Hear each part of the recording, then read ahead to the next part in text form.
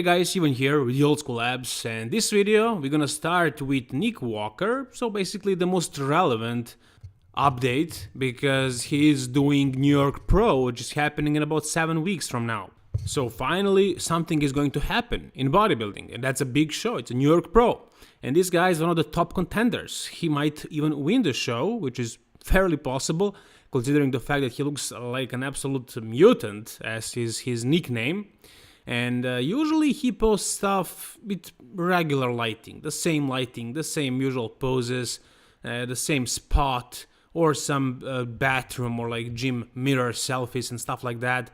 But this is finally a photo of himself under some cool lighting, a cool angle, and he's probably having a crazy pump here, which is something that Blessing a Bodyboy is doing very, very frequently. His posts are...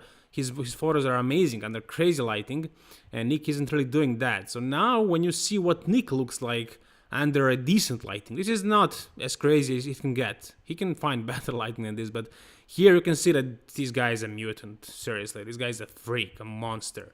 So we'll see what's he gonna look like in about 7 weeks, because this is not his final form, you know. He's not really gonna try to just diet down and get smaller and leaner. No, this guy's not really do it that way. He's pretty much already lean enough. I mean, he's gonna tighten up a little bit more, but as the show approaches, he's gonna do some other things in a more extreme way, you know what I'm talking about, and he's gonna start looking more and more impressive as the time goes on, and when the time comes, I have no doubt it's gonna be his best version that we ever saw. It's gonna be absolutely insane. And potentially, I don't know about the other guys, it's not all about him. I mean, there are some other top pros out there, I mean, doing this New York Pro, like Justin Rodriguez, who beat Nick last year, or Hassan Mostafa, who is a top level pro. These guys can take him out depending on how they look, but considering these photos and how driven Nick is and what he looked like at his pro debut, yeah, I'm expecting big things from him. I can see him winning this New York Pro. What do you think?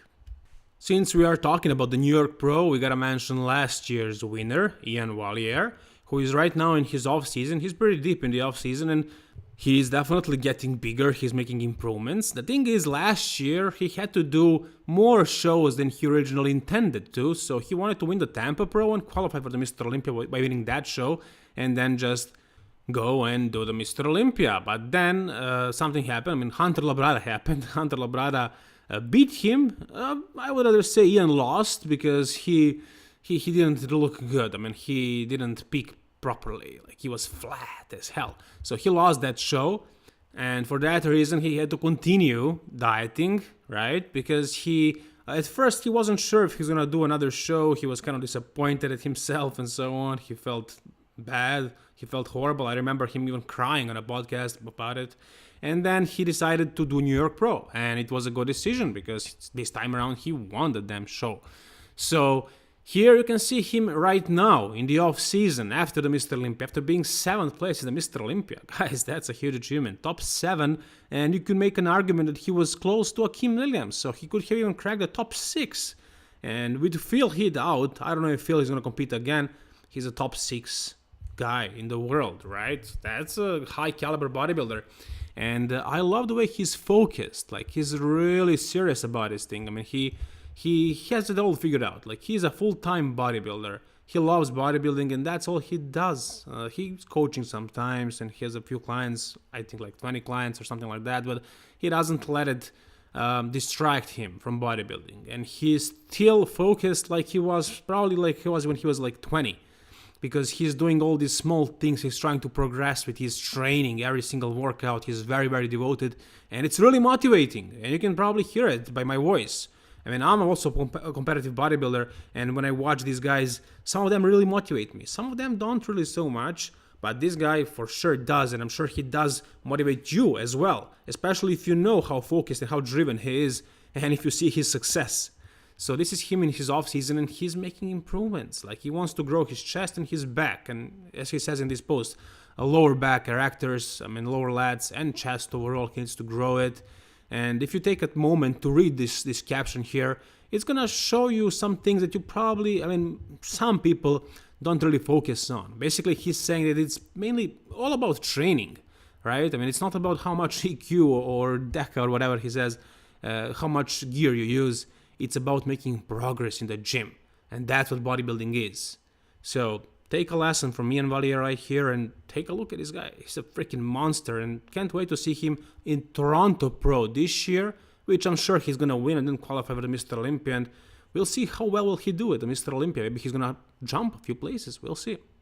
Steve Laureus. Lately he has been posting some posing stuff, but he took a hiatus for a while there. I don't know what was going on. Maybe he was just relaxing in the off season, not really focused on progressing too much, still working out of course and doing everything, but just not being super focused.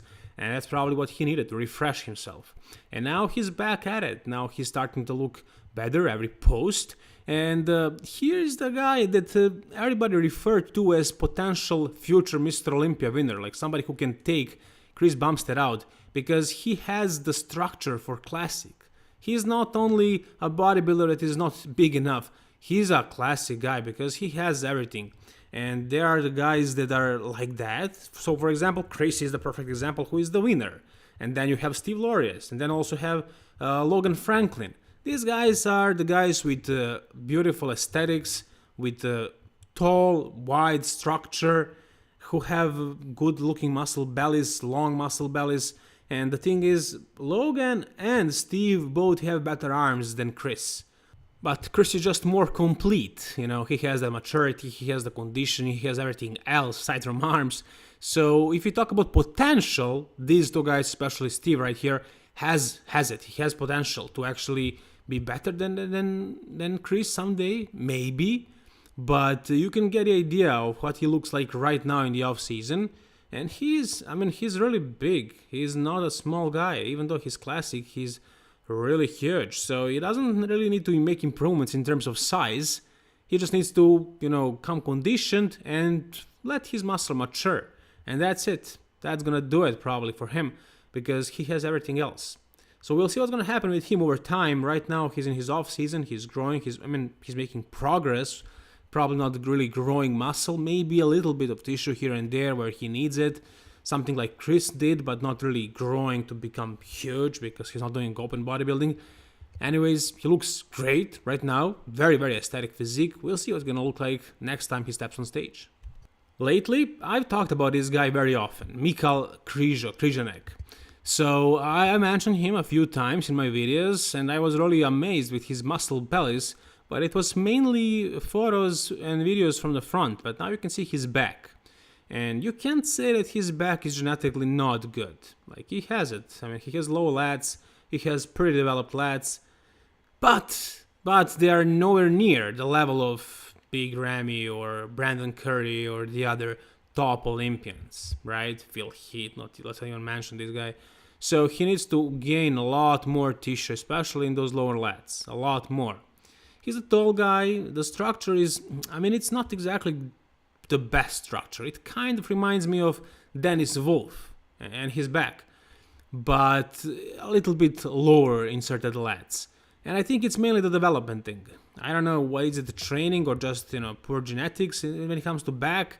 But right now, it's not a world-class back. So if he really did a IB Pro League show, I don't think he would have a chance standing next to the other guys in the back department especially.